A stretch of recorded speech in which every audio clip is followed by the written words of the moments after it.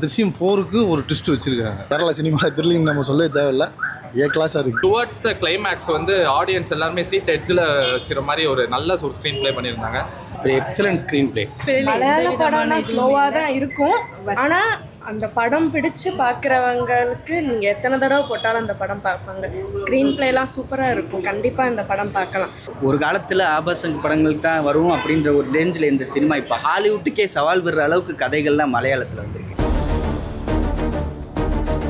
திருஷ்யம் ஒன்று காட்டிலையும் கொஞ்சம் கம்மி தான். 2 நான் பார்க்கல, இப்போ 3 தான் பார்த்துருக்கேன். திருஷ்யம் 1 காட்டிலையும் கொஞ்சம் கம்மி தான். திருஷ்யம் 4க்கு ஒரு ட்விஸ்ட் வச்சுருக்காங்க. இன்ட்ரோடக்ஷனில் வந்து ஃபஸ்ட்டு 2 பாட்டும் கிளான்ஸ் காமிச்சாங்க, ரிவீல் பண்ணுறாங்க. அதே ஃபஸ்ட்டில் என்ன இருக்கோ அதோட கொஞ்சம் கம்மி, ஆனால் ட்விஸ்ட் வச்சுருக்காங்க. அகைன் திருஷ்யம் 3க்கு எதிர்பார்த்த அளவுக்கு நல்ல படம். இன்னைக்கு 4க்கு எல்லோரும் வெயிட்டிங் தான் போல். கடைசியில் முடிஞ்சிடும்னு நினச்சா கடைசியில் 4க்கும் கண்டிப்பாக அடுத்து இது மாதிரி தான் லீடு கொடுத்துருக்காங்க. ஸ்க்ரீன் பிளே அருமையான screen play. Kerala cinema thrilling நம்ம சொல்லவே தேவையில்லை, ஏ கிளாஸாக இருக்குது. திருஷ்யம் 4க்கெல்லாம் கண்டிப்பாக நம்ம வெயிட் பண்ணணும், கண்டிப்பாக வரும். அதுக்கு லீடு கொடுத்துருக்காங்க. ஃபர்ஸ்ட் ஹாஃப் மட்டும் எப்பயும் வழக்கம் போல் ஸ்லோவாக கொண்டு போகிறாங்க. பட் கடைசி ½ தான் நல்லா இருந்துச்சு. அந்த ட்விஸ்ட் அண்ட் டர்ன்ஸ்லாம் செகண்ட் ஹாஃப் அளவுக்கு இல்லைனாலும், செகண்ட் மூவி அளவுக்கு இல்லைனாலும், இது வந்து அதாவது ஃபர்ஸ்ட் ஹாஃப் அப்படியே ஸ்லோ, அதுக்கு எடுக்கிறதுக்கு ஒரு 1 hour ஆக்கிட்டாங்க. அப்படியே ஸ்லோ அந்த மாதிரி எப்படி சொல்கிறது. ஃபஸ்ட்டு செகண்ட் இதில் வந்துட்டு நிறைய ட்விஸ்ட் அண்ட் டர்ன்ஸ் நிறையவே இருந்தது. தேர்ட் பார்ட்டில் வந்துட்டு அது எல்லாமே கொஞ்சம் கம்மியாக வச்சு ஒரு கதையே இல்லாத மாதிரி கொண்டு போய் ஃபஸ்ட்டு கடைசி ½ hourல வந்து கரெக்டாக நல்லா முடிச்சிட்டாங்க. அவர் பொண்ணை காப்பாற்றுறதுக்காக என்னெல்லாமோ கஷ்டப்படுவார் அப்படின்னு சொல்லி முடிச்சிருக்காங்க. என்ன ட்விஸ்ட்னாலும் கடைசியில் ½ hour நல்லா இருந்துச்சு. திருஷ்யம் 2 பார்க்கும்போதே வந்து ஒரு முடிஞ்ச கதையை எப்படி எடுக்கிறாங்களே, இது எப்படி இருக்குன்னு ஒரு எக்ஸ்பெக்டேஷன் வச்சு தான் திருஷ்யம் 2 பார்த்தோம். பட் அன்ஃபார்ச்சுனேட்லி அது வந்து ஓடிடியில் ரிலீஸ் ஆயிடுச்சு. பட் ஓடிடியில் பார்த்தோன்னே நல்லா வரவேற்பு இருந்துச்சு. திருஷ்யம் 3யோட ட்ரெய்லர் பார்த்ததுக்கப்புறம் அதே எக்ஸ்பெக்டேஷனோட வந்தோம். ஃபர்ஸ்ட் ஹாஃபில் நான் எப்படி உட்காந்து பார்த்தேன்னா, அப்படி சீட்டில் உட்காந்துட்டு ரொம்ப ஸ்லோவாக போச்சு. செகண்ட் ஹாஃபும் அதே மாதிரி ஸ்லோவாக போச்சு. பட் டுவர்ட்ஸ் த கிளைமேக்ஸ் வந்து ஆடியன்ஸ் எல்லாருமே சீட் எட்ஜில் வச்சுற மாதிரி ஒரு நல்ல ஒரு ஸ்க்ரீன் ப்ளே பண்ணியிருந்தாங்க. ஆடியன்ஸ் என்ன நினைப்பாங்களோ அதுக்கு அப்படியே குவைட் ஆப்போசிட்டாக பண்ணுறது தான் ஒரு டேரக்டரோட ஒரு வெற்றியே பார்க்குறேன். அது அந்த வகையில் வந்து திருஷ்யம் 3 வந்து அதை பர்ஃபெக்டாக எக்ஸிக்யூட் பண்ணியிருக்காங்க. நம்ம ஒரு நினச்சி வைப்போம், அந்த கிளைமேக்ஸில் அதுக்கு அப்படியே ஆப்போசிட்டாக நமக்கு அந்த கிளைமேக்ஸில் நடக்கிறது வந்து ரொம்ப சூப்பராக ப்ரெசென்ஸ் பண்ணியிருக்காங்க. சீட் எட்ஜில் ஐஸ் ரொம்ப ஓப்பனாக அப்படி தான் பார்ப்பீங்க நீங்கள், அந்த மாதிரி இருக்குது. ஸோ படம் வந்து கண்டிப்பாக சூப்பராக இருக்குது. ஆக்சுவலாக நான் மீனா ஃபேன், ஸோ அதுக்காக தான் வந்து ஃபஸ்ட் டே ஃபஸ்ட் ஷோ சூப்பராக இருந்தது. கஷ்டமாக இருந்தது, ஐயோ 3 ஆயிடுச்சு, பார்ட் 3 ஆயிடுச்சு, மீனா மேம்க்கு எதுவும் ரோல்லாம் பெருசாக கேரக்டர்ஸ் இருக்காதுன்ட்டு. பட் கதை ஃபுல்லாக அவங்க இருக்காங்க, கதை ஃபுல்லாக ட்ராவல் பண்ணுறாங்க. ஸோ செமையாக அவங்களோட அந்த இன்னசென்ட் ஆக்டிங் 2 விட இது ரொம்ப நல்லா இருக்குது. ஆனால் ஓகே பார்க்கலாம். ஆனால் அந்த த்ரில் வந்து கொஞ்சம் கம்மி தான், பார்க்கலாம். ஃபஸ்ட் செகண்டோட த்ரில் கம்மியாக கம்மி தான், பார்க்கலாம். ஒரு எக்ஸலண்ட் ஸ்க்ரீன் ப்ளே. மோகன்லால் நடிப்பு கிக்கே வேண்டாம், பட் சூப்பராக இருந்தது. அந்த ஸ்க்ரீன் ப்ளே ஒன்று ஜீத் ஜோசப் டைரக்டர் வந்து மறுபடியும் இந்த திருஷ்யம் 3 மூலிமா மறுபடியும் நிரூபிச்சிருக்கு. அதோடய படம் ஃபஸ்ட்லேருந்து எண்டு வரைக்கும் எந்த சீனுமே நம்ம வந்து ஸ்லோன்னு சொல்ல முடியாது. படம் விரும்பி பார்க்குறவங்களுக்கு இந்த படம் வந்து நல்ல ஒரு க்ரைம் த்ரில்லர் தான். திருஷ்யம் 3 ஃபஸ்ட்டு நான் சின்ன வயசில் தான் அந்த படம் பார்த்தேன்.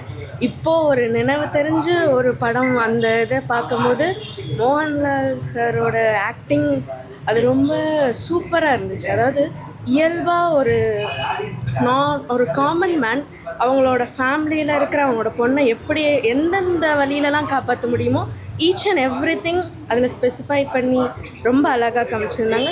அண்ட் மோர் இம்பார்ட்டண்ட்லி அந்த ஸ்க்ரீன் ப்ளே அப்படின்றது வந்து ரொம்ப பர்ஃபெக்டாக இருந்துச்சு. அது எங்கேயுமே லேச்சஸ் எனக்கு தெரியவே இல்லை. கமல் ஆக்டிங் பெஸ்ட்டா, மோகன்லால் சார் தான். அதாவது ரொம்ப இயல்பாக 2-3 கமல் நடித்தா கூட மோகன்லால் ஆக்டர் பீட் பண்ண முடியாது தான்.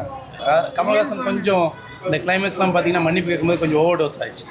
இவருடைய மன்னிப்பு வந்து கொஞ்சம் நல்லா இருந்துச்சு. கிளைமேக்ஸில் தன் பொண்ணை காப்பாதுக்காக தன் பொண்ணுக்கே ஒரு இது பண்ணுவார். அதெல்லாம் எனக்கே ஒரு மாதிரி கண் கலங்கிடுச்சு. ஒரு பொண்ணுக்காக ஒரு அப்பாவும் எந்த அளவுக்கு போகும், அந்த மீனா கேரக்டர் அந்த இதை காமிக்கிறாங்க. உங்களுக்கு டச்சிங்காக இருந்துச்சு அந்த மீனா கேரக்டர். கண்டிப்பாக மீனா கேரக்டரை விட இவர் ஒரு அப்பா, எல்லாரும் பொண்ணுங்க எதிர்பார்க்குற அப்பாவா அதானே. கடைசி வரைக்கும் எவ்வளோ ஸ்ட்ரகிள்ஸ் வருது. ஒரு சின்ன இன்சிடெண்ட்னால அவங்க டோட்டல் லைஃபுமே ஸ்பாயில் ஆகுது. அதை அவங்க எப்படி ஃபேஸ் பண்ணுறாங்க. ஸோ அவர் எந்த அளவுக்கு எந்த எக்ஸ்ட்ரீம்லாம் போகிறாருன்றதை காமிச்சிருக்கிறது வந்து த்ரூ அவுட் நம்ம அந்த கதைக்குள்ளே போகிற மாதிரி இருக்குது. மலையாள படம்னா ஸ்லோவாக தான் இருக்கும், ஆனால் அந்த படம் பிடிச்சு பார்க்குறவங்களுக்கு நீங்கள் எத்தனை தடவை போட்டாலும் அந்த படம் பார்ப்பாங்க. ஸ்க்ரீன் ப்ளேலாம் சூப்பராக இருக்கும். கண்டிப்பாக இந்த படம் பார்க்கலாம். அதாவது நீங்கள் கேட்ட மாதிரி கமல்ஹாசனா மோகன்லாலானா மோகன்லால் சார் தான் சொல்ல முடியும். ஏன்னா கமல்ஹாசன் சார் அவங்களோட ஆக்டிங் நல்லா தான் இருக்கும். ஆனால் இயல்பாக அந்த அதாவது ஒரு அப்பா எப்படி இருப்பாங்களோ அந்த ஒரு ஃபீல் அவங்க கிட்ட தான் இருக்கும். அந்த இயல்பான ஆக்டிங்கை மோகன்லால் சார் தாண்டி யாராலையும் பண்ண முடியும். சீரியஸாக எடுக்க வேண்டிய படத்தை வந்து படமாக எடுத்துருக்காங்க. இல்லை எல்லாமே இருக்குது படத்தில். எப்படி ஃபஸ்ட்டு எப்படி எதிர்பார்ப்போடு வந்தோமோ அதே எதிர்பார்ப்பு இருக்குது. பட் வந்து செகண்டை காட்டிலும் கொஞ்சம் தேர்டு வந்து கொஞ்சம் ஸ்லோ தான். பட் வந்து எதிர்பார்ப்புக்கு ஏற்ற படம் தான். நல்லா பார்க்க வேண்டிய படம் தான். கண்டிப்பாக வந்து அது எதிர்பார்ப்பு ஃபேமிலியோடு பார்க்கலாம். ஃபேமிலியோடு பார்க்கலாம். நீங்கள் 3 நாள் பர்த்டேனால எனக்கும் பர்த்டே, அதனால நான் தேங்க்யூ. திருஷ்யம் 3 ஃபஸ்ட்டு இதுக்கு ஸ்பாய்லர் பண்ணக்கூடாதுன்னு நேற்றுலேருந்து நிறைய போஸ்ட்லாம் வந்துட்டுருக்கு. இன்ஸ்டாகிராமே நாங்கள் டெலிட் பண்ணிட்டோம். கேரளாலலாம் இன்ஸ்டாகிராம் டெலிட் பண்ணிட்டோம். டிக்கெட் புக் பண்ண அடுத்த செகண்ட் இன்ஸ்டாகிராம் டெலிட் பண்ணிட்டு படம் வந்ததுக்கப்புறம் பார்த்ததுக்கப்புறம் தான் நாங்கள் அன்இன்ஸ்டால் பண்ண போகிறோம். அந்த அளவுக்கு ஒரு எக்ஸ்பெக்டேஷன் நிறைய இருந்துச்சு இந்த படத்துக்கு. பட் அந்த படத்துக்கு ஏற்ற மாதிரி அது ஜித்து ஜோசப் அதை ஃபுல்ஃபில் பண்ணியிருக்காரு படத்தில். ஃபஸ்ட் ஹாஃப் தான் கொஞ்சம் லேக்காக போன மாதிரி இருந்துச்சு. பட் அதுக்கு ஒரு ஸ்பேஸ் தேவைப்படும்ல. ஒரு கதையை எக்ஸ்பிளைன் பண்ணணும்னா அதுக்கான ஒரு சரௌண்டிங்கான ஒரு ஸ்பேஸ் தேவை. அது மாதிரி தான் இருந்துச்சு ஃபஸ்ட் ஹாஃப். செகண்ட் ஹாஃபில் தான் சீட் எட்ஜாக இருந்துச்சு. நிறைய சஸ்பென்ஸ் இருந்துச்சு. அது போக ஜார்ஜ் குட்டி ஃபஸ்ட்டு லாலட்டானுக்கு இன்றைக்கி பிறந்த நாள். அவர் பிறந்த நாள் அன்னைக்கு இந்த படம் ரிலீஸ் ஆனது மலையாள அரசியலுக்கு பெரிய ஒரு சந்தோஷமான விஷயம். ஒரு காலத்தில் ஆபாசங்க படங்கள் தான் வரும் அப்படின்ற ஒரு ரேஞ்சில் இந்த சினிமா இப்போ ஹாலிவுட்டுக்கே சவால் விடுற அளவுக்கு கதைகள்லாம் மலையாளத்தில் வந்திருக்கு. அது பாராட்டி ஆகணும். ஏன்னா மலையாள சினிமா இப்போ எடுத்துக்கிட்டோம்னா நிறைய ஹாலிவுட் ரெஃபரன்ஸ் எல்லாம் மலையாள சினிமாவில் தான் இருக்குது. அதனால் இப்போ ப்ளூ சட்டையை பிடிச்ச மலையாள சினிமாவுக்கு முன்னாடி நீங்கள் நல்லா ரிவ்யூ சொல்கிறீங்க அப்படின்னு. ஏன்னா வந்து அவர் சொல்கிறது பார்த்தோம்னா மலையாளத்தில் ஒரு கதைக்கு முக்கியத்துவம் கொடுத்துருக்காங்க. ஹீரோலாம் விட்டுட்டு கதை தான் ஹீரோ அவங்களுக்கு பார்த்தா. கிளைமாக்ஸ் ஜார்ஜ் குட்டி வழக்கம் போல் திருஷ்யம் 1 எப்படி அந்த ஒரு குடும்பத்தை செக்யூர் பண்ணணும் அப்படின்றது அவர் எப்படின்னா அவங்க குடும்பத்தை காப்பாற்ற நினைப்பா. இப்போ அவங்க மகளுக்கு கல்யாணம் அது எப்படி நடத்தணும், கரெக்டாக முடிச்சாரா, இல்லை அதில் அவங்க போலீஸ் உள்ளே புகுந்து மறுபடியும் அந்த மாதிரி ஒரு சம்பவங்கள்லாம் நடந்துச்சா அப்படின்னு ஒரு ஃபாதரு ஒரு மகளுக்கு எப்படி கல்யாணம் நிம்மதியாக முடியணும் அப்படின்ற ஒரு ஃபீலுக்கு நம்மளே அந்த ஆடியன்ஸு நம்மளே சரி இது நடந்துருமா, இது நடந்துமா, போலீஸ் பிடிச்சிருவாங்களா அப்படின்ற ஒரு பயத்திலே வச்சுருந்தாங்க.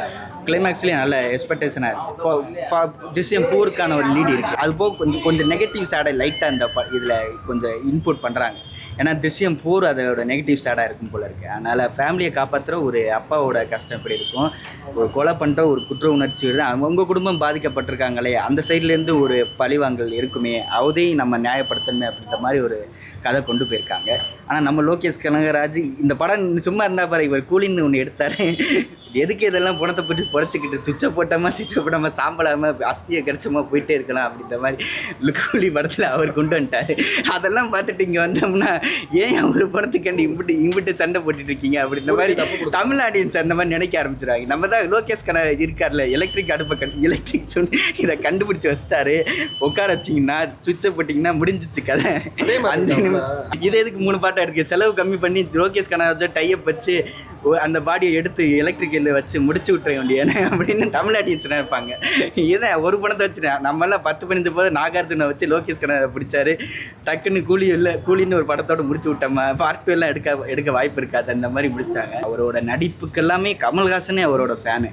அவர் கமல்ஹாசன் ஃபேன் வர தவிர ஏன்னா அவர் கண்ணிலே ஒரு கன்வே பண்ணுவார் கேமராவில். அந்த அளவுக்கு ஒரு நல்ல ஒரு நடிகர். அப்போது லாலட்டான ஷோ பற்றி சொல்லணும்னா அவர் கலரி எல்லாமே ரியலாக கற்றுக்கிறது. சண்டை பயிற்சியால் தேவையில்லை அவருக்கு. அவரோட ஜம்பிங்லேருந்து ஃபைட் ஸ்கிங்ஸ்லாம் பின்னி விட்டுருவாப்பில்ல. ஒரு சீனை சொன்னால் மட்டும் போதும். மானிட்டர் இது வரைக்கும் பார்க்காத ஒரு ஆள்னா அது மோகன்லால் மட்டும்தான். அதனால் வாழ்த்துக்கள். அவர் இன்றைக்கி பிறந்தநாள் வாழ்த்துக்கள். அவர் இன்னும் பல படங்கள் பண்ணணும். அவர் உலக இந்திய சினிமாவுக்கு கிடைச்ச ஒரு பொக்கிஷம் தான் மோகன்லால்னு சொல்லுவார். அவர் நடிப்பு பேசுகிற மாதிரி கதைகளை தேர்ந்து பண்ணி நல்ல ஒரு படங்களை பண்ணுங்க அப்படின்னு தெரிவிக்கிறேன். இந்த நேரத்தில் அவருக்கு பிறந்தநாள் நல்வாழ்த்துக்களை தெரிவிச்சுக்கிறேன்.